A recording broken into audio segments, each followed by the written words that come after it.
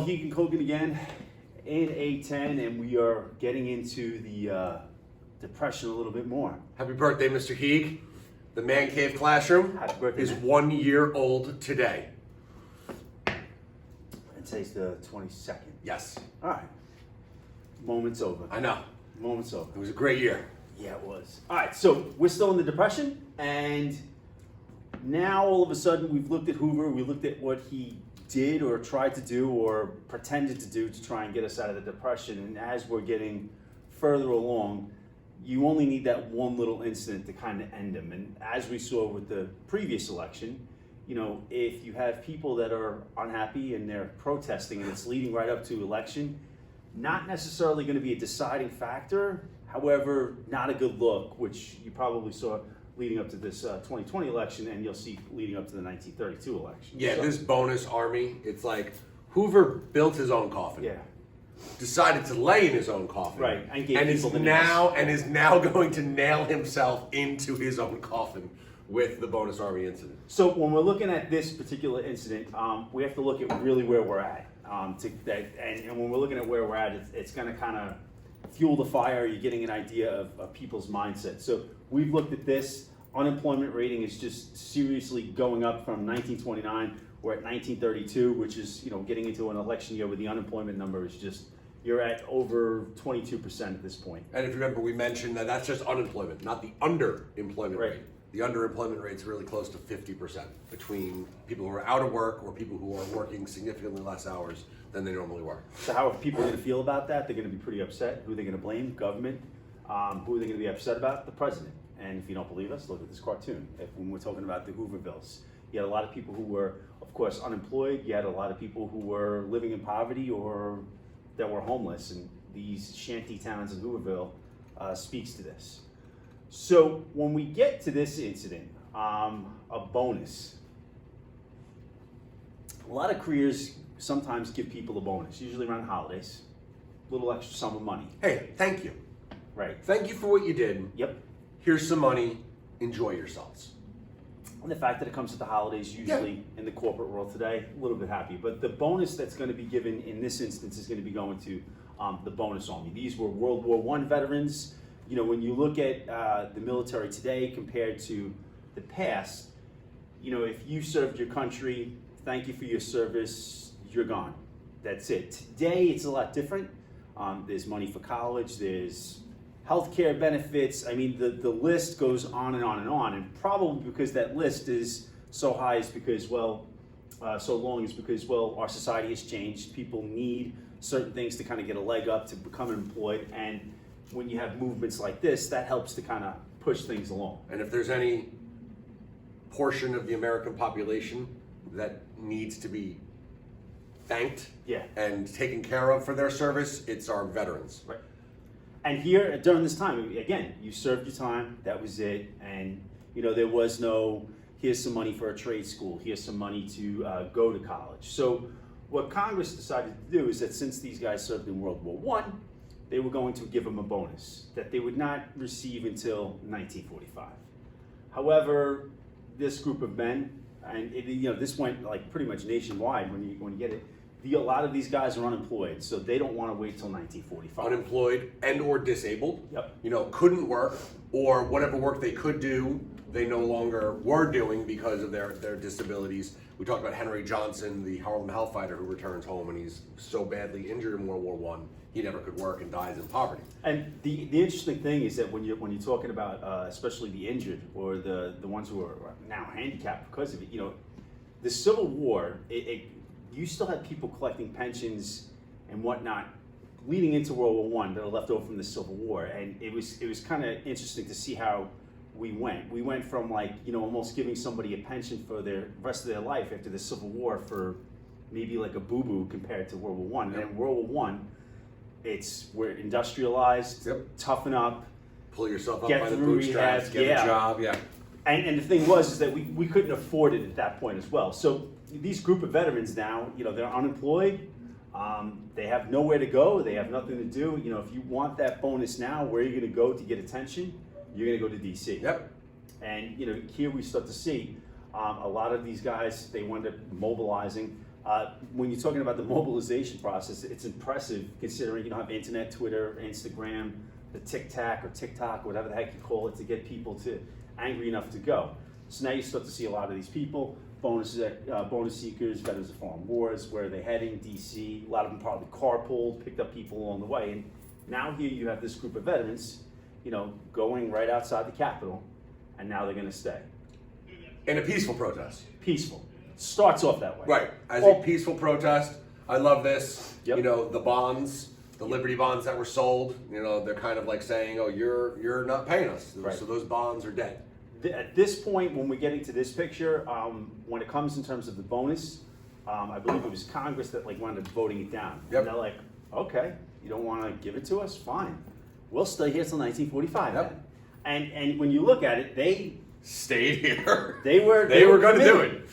You had beds. You had, they were committed. These Go back are for a second. actual photos. Because we have like Chicago Hotel Yep. Chicago. The other picture showed there's Detroit. The other picture showed California. These veterans came from everywhere. Everywhere. It wasn't just like the veterans who were in the greater DC area, Virginia, Maryland, Pennsylvania. And one big organizer, and I'm going to forget his name because the coffee hasn't made its way to the top floor. One serious organizer came from all the way from Oregon. I can't remember his name. Shame on me for not knowing that right now. But he was a pretty big organizer. And when you're talking about how these guys are getting there, they're hitchhiking, they're hopping onto trains illegally, and Yep. catching a ride. That's how committed they were. And once they got there, if it came down to staying, they were going to stay a while, as you can see here with these photos. And of course, when this is going on, right in Washington, D.C., again, a photo like this is not great. Again, this is not going to be a good look for you if you're the president. With all of this going on, as each day these veterans are staying there, what's happening to you is Hoover, with your popularity and your approval rating, it keeps going down. Now Hoover very easily could have persuaded Congress to be like, hey, pay them. This looks really, really bad. Let's pay them. It's like a boost for us running into an election. It would be, I think, a pretty savvy political move. Not what Hoover's going to do. And and the thing is, you get rid of them. Yeah. Now, this wasn't the first time they did it. Of course, after this violent incident we're going to get into, this was the first time they did it. When FDR was in office, they had gone back there a couple of times. And you know what he did? Eleanor Roosevelt went down there, talked to them.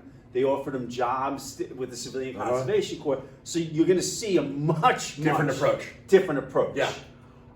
Hoover's approach, let's send in General Douglas MacArthur. Oh man, Hoover. So you already get a good idea. FDR is like, okay, I'm gonna send my, that's one way of looking at it. I'm gonna send my wife down there to take care of it. But I think she took it upon herself to go down there and she talked to these guys, and they wound up finding ways to get them jobs within the Civilian Conservation Corps, part of FDR's New Deal programs. But there was a much gentler approach. And Eleanor Roosevelt's a whole different story. Oh, whole 'Cause, different story. We've showed you ranks of presidents Yeah. of all time. If we're ranking first ladies, Yeah. it's Eleanor Roosevelt, and then there's a wide gap between number two. Oh, I mean, absolutely. she is the most influential No first lady we've ever doubt had. about it. Yeah. So MacArthur, I'm sure you've been to MacArthur Airport, and this is pretty interesting. I don't know how recent they put this up here. It's within the last 10 years. That's what I was going to say. And interestingly enough, I took this picture. You can see my handiwork. You walk around this thing. Great silhouetting and everything. Yeah, oh, it's great. You walk around this thing and you have all of his achievements. And, he served in World War I, served in World War II. You're not going to have this there. Nope. You are not going to have this incident there. So we have all these veterans, right, sitting there camping out at the Capitol, and Hoover wants these guys removed. He sends in General Douglas MacArthur with his guys. And MacArthur, he's one of these guys that kind of No nonsense. got carried away. I mean, it was a recipe for disaster. You have now you're bringing in the military to remove these guys, and it's never a good look. It's never. What an awful, awful look. Yeah. You have current soldiers forcibly removing veterans of the First World War, who all they want is their due compensation. Yeah. This isn't money that's they're saying, hey, pay us something we don't deserve. This was a bonus that was guaranteed to them. They're basically saying, can you give it to us early? Oh yeah. We want it early because we're struggling right now. And to give you an idea of the extent they went, I mean, you see here, these soldiers are wearing gas masks. Why? Because they wound up using tear gas or crowd control. They're gassing the very same people who Who had are face gas Yes. in the front lines, in the front trench. I mean, just, yeah. They burned down the bonus army towns. Yep. I think was it in the National Mall where they were camped out? I think it was the National Areas Mall there. where they were camped out. Now, There is a picture, I don't know if you have it, of a tank. There's a tank like there rolling down the street. There was tanks. Yeah. Now, of course, when you go back to here, do these guys need to be removed? Yes, because you do have Sanitation concerns, hygiene concerns, disease concerns. There's a lot of them, but there's dude sleeping on a pile of hay. right. I mean, we don't even know, and I haven't come across a document of the amount of people who were who wound up getting sick. Of course, you have poverty situations. Were these guys possibly stealing in certain instances out of desperation? We can only assume that. But removing them this way is Let me go back for a second. Go back. not a good Like, look. that's the Capitol in building the background, yeah. with flames and a fire hose trying to put out the like. This looks like something you'd see in a war-torn country. Yeah. Not the United States of America. And again, of course, you see some fighting going on. Guys had the police had billy clubs out. I think this one was from a couple days previous to when Hoover comes in, because at this point they were like, all right, we have the police here. It's not working out. We need to bring in General big Douglas guns. MacArthur. And again, this is what it's looking like out there. All right. So, bonus march of shacks aflame. Veteran killed as U.S. soldiers attacked with gas and bayonets. You would almost think that this would be a headline from a war where you're talking about bayonet charges, gas being used, but no, it's right there in D.C. And again, this is what people are seeing. So, just in case, you're done. Hammering in the You're coffin. done. Yeah, Hoover's done. So just to go over some of our notes here, Congress voted to give veterans a bonus to be received in 1945, and this was after World War I. This additional sum of money was supposed to be given to them in 1945, but something we talked about, they didn't want to wait. So these jobless veterans marched to Washington to demand their bonuses right away. This is where you're going to get lawmakers' attention. This is where you're going to get the president's attention. And the Senate winds up rejecting that bill would give those veterans a bonus. When I go back to that photo, I may have said Congress rejected it, so let me correct myself. Congress did approve it, and this is coming right after the Senate rejects it, and they're going, hey, the bonus is dead. That's where you see that little graveyard right there. Same branch, though. Senators felt that the cost would prevent the government action to aid the country's recovery. When it came to giving them, they eventually get the bonus, but even this was something that FDR vetoed a couple of times before they wind up going through. These thousands remained in Washington, saying they'd stay until 1945 if necessary. And then Hoover, of course, orders General Douglas MacArthur to clear out the veterans. And we saw the disastrous result there. You're talking about a guy who just took it a little too far. To put it into a context. Yeah. That we might better not I don't know. I'm losing my words here, but this would almost be like healthcare workers today. A year after the pandemic begins, kind of showing up, being like, "Hey, look at everything we did." Yeah. Look at. I remember. You remember the scars on people's faces from sure. wearing masks all the time. Yeah. Look at what we did to help fight this pandemic. Can you help us out? And then, Biden's response would be like, "Yeah, send in the army, remove them." It's kind of interesting that you're bringing that up because today we have the presence of mind to recognize people for extraordinary work. Yes. I mean, because my wife works at Peconic Bay Hospital, and they wound up getting a bonus. Yeah. Healthcare workers. My sister too. Healthcare Yeah. workers don't get bonuses. Nope. It's unheard of. In the corporate world, sure, absolutely. Insurance world, yeah. You don't see that in the healthcare industry. So the healthcare industry, they recognize that. Hey, in the beginning, this was a little rough. You were wearing the same mask for about a month, and My sister was wearing a garbage bag Right. as PPE, a garbage bag, because her hospital didn't have enough. and it calms people down. Yeah. I mean, I remember as a spouse, I'm like, wow, that hospital cares about my Yep. wife. You might be reluctant to, now the next time when you need to step up, you're going to step up. They did right by you. After the attack, what do you think is going to happen? FDR, when he saw this, he was like, that's it, this gets me elected. I'm reminded of the Fleetwood Mac song, Landslide. Landslide brought it down. Yeah. This was one of the biggest presidential electoral landslides in history. I think other than Washington, Yeah. it was the biggest landslide until Reagan's re-election in 1984. Clinton had a blowout too. Yeah, but it was nothing like Nothing this. like this. It was Nothing like this. It was. Oh God. Woo. Yeah. I mean, we're talking. I think Reagan in '84. I think he only lost Minnesota and DC.